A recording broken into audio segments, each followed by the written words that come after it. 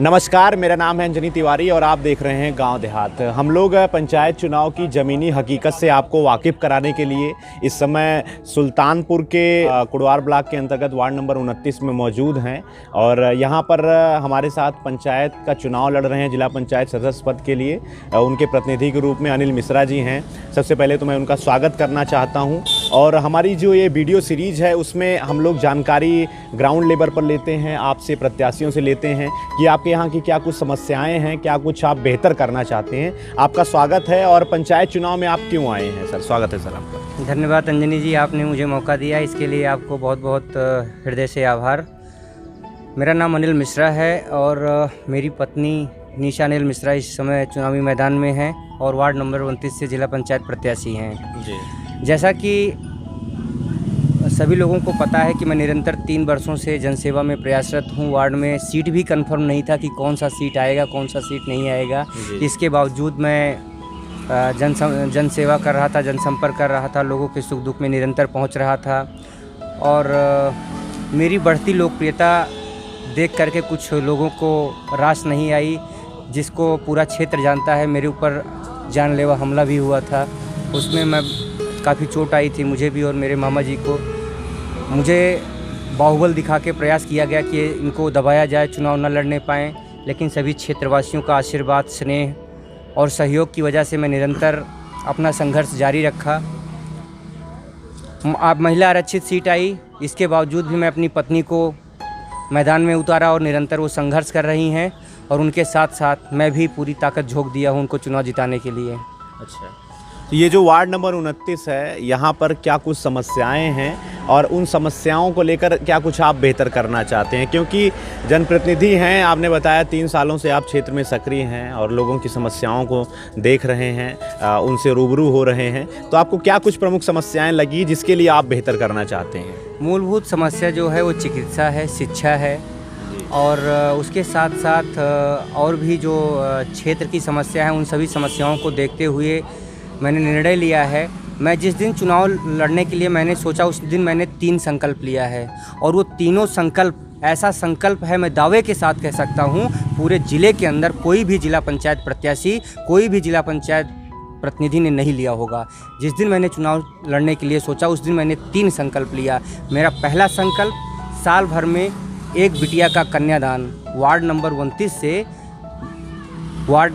से एक बिटिया का कन्यादान करने के लिए मैंने संकल्प लिया है। दूसरा संकल्प जो मेरा है, हर माँ बाप का सपना होता है कि मैं अपने बच्चों को पढ़ा लिखा के अच्छी शिक्षा दूं, अच्छी तालीम दूं, लेकिन किसी कारणवश हर समय एक जैसा नहीं होता है, किसी कारणवश उनकी पढ़ाई छूट जाती है। तो उस बच्चे की पढ़ाई की पूरी जिम्मेदारी मैं निर्वहन करूँगा, चाहे वो जूनियर प्राइमरी का हो, चाहे जूनियर का हो, चाहे ग्रेजुएशन का हो, उसकी पढ़ाई की जिम्मेदारी का पूरा निर्वहन मैं करूँगा। और मेरा जो तीसरा संकल्प है, हर समुदाय में एक देवस्थल होता है, चाहे जिस वर्ग में हो, चाहे वो अल्पसंख्यक में हो, चाहे वो ब्राह्मण में हो, चाहे वो जिसमें हो, तो चाहे वो हिंदू में हो, चाहे मुस्लिम में हो, अल्पसंख्यक में हो, उसमें जो उनका जो एक पवित्र स्थल होता है, उस पवित्र स्थल का नवीनीकरण करना, मैंने ये तीसरा संकल्प लिया है। ऐसा 3 संकल्प ऐसा कोई भी प्रत्याशी, आपने भी क्षेत्र में गए होंगे, लोगों से रूबरू हुए होंगे, प्रत्याशियों से बात किया होगा, कोई भी प्रत्याशी इस तरह का तीनों संकल्प अगर बताया हो तो आप मुझे बताइए। बिल्कुल बिल्कुल, ये देखिए, सबकी कुछ न कुछ महत्वाकांक्षा होती है, कुछ न कुछ उनका भी एक विज़न होता है जिसको लेकर वो चुनाव में आते हैं। तो इसमें से आपने जो तीनों चीज़ों के बारे में बताया, व्यक्तिगत नहीं लेकिन सामूहिक रूप से सब लोग यही चाहते हैं कि उनके क्षेत्र के लोगों की समस्याएं दूर हों, चाहे चिकित्सा की हों, चाहे शिक्षा की हों, चाहे वो रोजगार से संबंधित हों। लेकिन आपने उसमें भी एक नया जोड़ा है, नए तरीके से आपका एक लक्ष्य है, आपका एक विज़न है और इन्हीं सब मुद्दों की जानकारी के लिए हम लोग आप लोगों का इंटरव्यू करते हैं। आपकी आवाज़ लोगों तक पहुँचे, क्या कुछ आप करना चाहते हैं, तो आपके क्षेत्र की जनता के बीच में आपका विज़न जा रहा है। ये जो है क्षेत्र के लिए अच्छा है, आपके लिए अच्छा है और लोगों के लिए भी अच्छा है। कम से कम वो आपके मुद्दे की जानकारी तो रख रहे हैं। जी। तो इसके साथ साथ आपके यहाँ क्या कुछ जो है, अभी आपने शिक्षा के बारे में बताया, तो शिक्षा की स्थिति क्या है? आप स्वयं आप व्यक्तिगत रूप से शिक्षा के लिए बेहतर करेंगे, लेकिन शिक्षा की स्थिति आपके वार्ड नंबर 29 में क्या है? शिक्षा की स्थिति ये है कि हर बच्चा पढ़ना चाहता है, हर माँ बाप चाहता है कि अपने बच्चे को पढ़ाएं, लेकिन कहीं कहीं पे मैं देखता हूँ कि विद्यालय दूर है, बच्चों की शिक्षा नहीं हो पाती है। तो प्रयास यही रहेगा कि जो बच्चे पढ़ाई से वंचित रह जाते हैं उनको शिक्षित करना। कोई भी ग्राम सभा में किसी भी जगह अशिक्षा न रहे, सभी बच्चे शिक्षित रहें और सभी बच्चों का विकास हो। जी बिल्कुल बिल्कुल बिल्कुल। स्वास्थ्य की स्थितियों के बारे में क्या स्थितियां हैं और क्या कुछ आप बेहतर करना चाहते हैं? स्वास्थ्य में हमारे जिला अस्पताल तो है ही है, साथ साथ CSC PSC भी है। लेकिन मेरा जो टारगेट रहेगा, मेरा टारगेट ये रहेगा कि मैंने अपना स्वयं संकल्प लिया है कि हर ग्राम सभा मतलब अपने वार्ड नंबर 29 में मैं एक वाहन की व्यवस्था करूँगा। वो वाहन निःशुल्क रहेगा, 24 आवर्स उसकी सर्विस रहेगी। मैं ड्राइवर स्वयं रखूँगा उसको, और कॉल पिक जो है मेरे द्वारा किया जाएगा। अगर रात में किसी को ज़रूरत होती है तो उसके लिए चिकित्सा के लिए मेरी वाहन पहुँचेगी और उसको ले जाके तत्काल इमरजेंसी जो है फर्स्ट केयर जो है दिलाएगी। अच्छा। रोजगार की अगर हम बात करते हैं तो पंचायत स्तर पे मनरेगा, नरेगा बहुत सारी योजनाएं हैं, लेकिन जो है आप जिला पंचायत सदस्य का चुनाव लड़ रहे हैं, आपके अधिकार बड़े हैं, जो है ग्राम पंचायत स्तर से बड़े अधिकार हैं, कई सारी ग्राम पंचायतें आपके वार्ड में शामिल हैं, तो क्या कुछ आप बेहतर करेंगे?